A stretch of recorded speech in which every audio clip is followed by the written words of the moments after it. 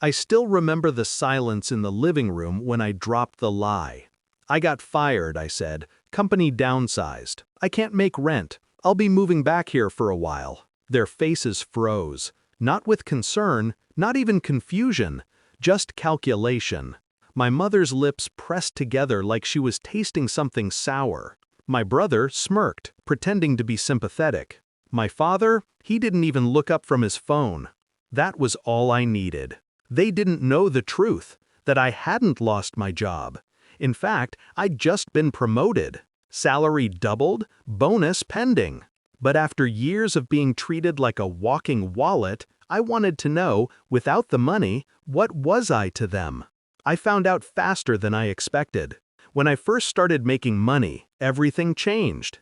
Suddenly, my family remembered birthdays. Suddenly, I was the favorite child, the successful one, the one they called whenever something broke or bills were due. And I paid, every time, because I thought it meant love.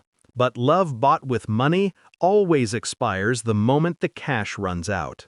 Last month, when I told them I couldn't help with my brother's business idea anymore, my mother's voice turned cold. "You've changed," she said. "Money's made you selfish." That's when I knew. They didn't love me. They loved the comfort I provided. So I decided to take it away. I planned it for weeks, cleared my schedule, packed just enough to make it believable, sold the illusion with tired eyes and quiet desperation. "I'm out of work, need to crash here till I figure things out."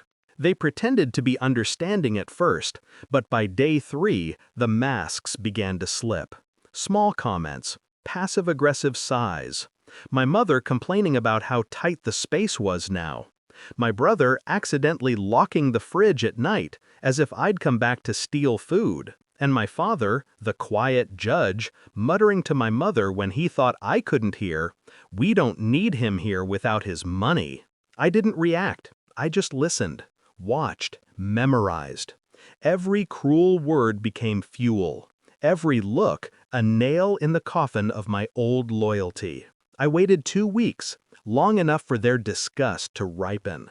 I let them believe I was broken, unemployed, defeated. I even applied for fake jobs in front of them, sighing loud enough for pity that never came.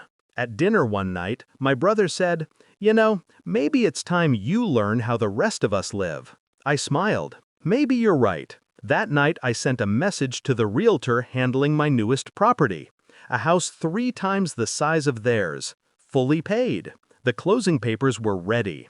I told her to hold off on the public announcement for 1 week. I wanted to make the reveal personal. It happened on a Sunday morning. Breakfast table. My mother complained about how expensive groceries had become.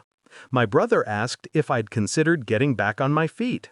My father said nothing, but the silence was louder than any insult. That's when I placed a white envelope on the table. "What's that?" my mother asked. I leaned back, calm. "My resignation letter." She blinked. "You mean your termination letter?" "No," I said, letting the words cut clean. Resignation. I didn't lose my job. I left it for a better one. Confusion, then anger. My father frowned. "You lied to us?" "Yes," I said. I needed to know what mattered more, me or my money. Turns out, it was never a close race. My brother laughed, nervous. "You're joking, right?" I slid another document across the table, the property deed. "I bought a new house. Thought about inviting you all to stay, but then I realized I'd just be buying your company again." My mother's face turned pale. "You can't just." I stood. "I can and I am." Their silence was delicious, the kind that weighs on the chest and fills the air with unspoken panic. I walked to the door, turned back, and said the one thing I knew would stay with them longer than any insult. Next time, when someone tells you they've lost everything, try not to prove them right. Then I left. It's been 6 months since that morning. They haven't called, not once, and that's fine. I've learned silence can be the cleanest form of peace. Sometimes I drive past their house, curtains drawn, the same car in the driveway, Still small, still bitter. And me? I sit on the balcony of my new home, coffee in hand, watching the sunrise wash over glass and steel. Everything I built without their help. Revenge doesn't always need shouting. Sometimes it's just walking away with everything they thought they took from you. They taught me that love bought with money is hollow. I taught them that indifference is priceless. And the best part? They'll never know just how much I enjoyed watching them show their true faces while thinking they were seeing mine.